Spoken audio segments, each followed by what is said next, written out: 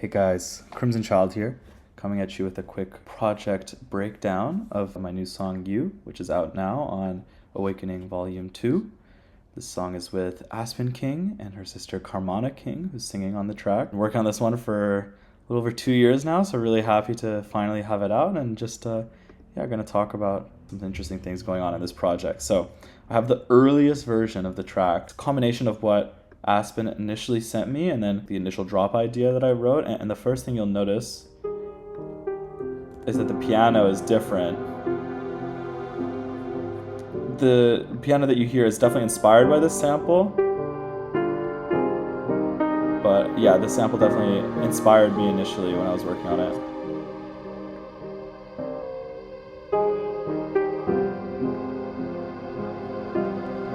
And just skipping forward a little bit, the build sounded a little different. It was a lot busier before, and so did the drop.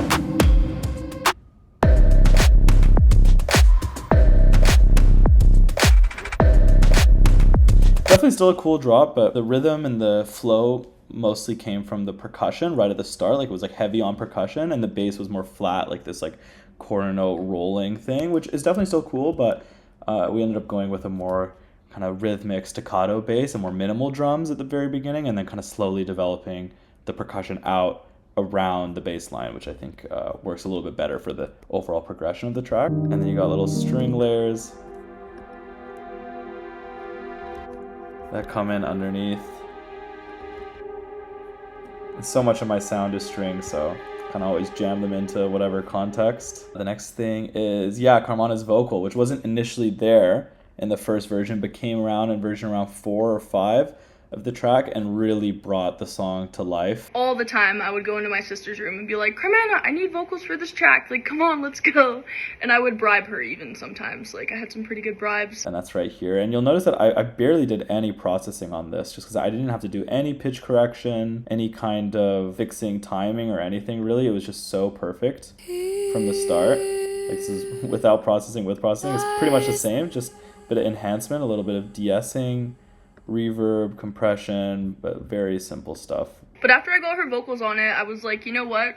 I'm so stuck. Like, I think I need another producer on this track just to like refresh it and give it more life. I had heard some of Crimson Child's music before and I was like, this is so sick. Like, I feel like our styles are kind of similar or would work really well together. So I reached out and asked him and he said yes, and I was so stoked. He did a little bit of work to it and then sent it back, but we decided what we needed to do was just get in the studio together to like really polish it off and finalize it. So I went over to the studio and he ended up pulling out these hand pans, which was an instrument I'd never touched before. I was kind of scared, like, what, you want me to play this? The main thing that I think gives a lot of character to the later sections of the song is the hand pans. A really cool instrument. It was invented by this couple from Switzerland. It's since like really taken off and there's all these variations of it. So the hang drum is what that couple initially came up with, but what I have is a hand pan, which is more modern take on it, and it's an instrument that I love to sample. So the thing that makes it difficult to use is it's a very light and subtle sound, so it works better for like acoustic things and for live performance because so much of it is like the resonance of the instrument in the space that you're listening to it in. When I'm using it in production, generally it works better in these darker tracks that don't have so much high end, because a lot of my stuff is very bright, full of energy, and handpan struggles to stand out in those contexts. But for this song, it was pretty perfect. And we did some cool stuff with the processing of it. So there's a lot of sounds in this section that you wouldn't guess are handpan, but actually are.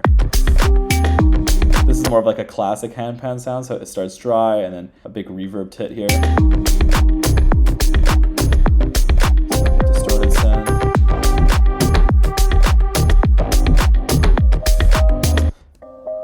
That's pitched up handpan. This is super pitched up handpan with Echo Boy on it. You got this guy, which sounds like a synth, but it's also pitched handpan. Pretty funky sound. So yeah, these offer a lot of character. Like I love recording live instruments and then kind of manipulating them so that it sounds more like a synth. I think a lot of my sound comes down to like blurring the line between what's real, what's synthetic. So you're not really quite sure which is what. Making synths sound real, making real instruments sound synthetic. That's always something that's really cool to me. And yeah, that's been this little project breakdown. I hope you guys enjoy the song, and it's out now. Go check out You with Aspen King and Chromatic King out on Awakening Volume 2. I'm so stoked on this collab, and I'm so glad it's finally out into the world. Shout out to my sister for accepting my bribes, and thank you so much, Crimson Child, for hopping on the track. Here lies the garden,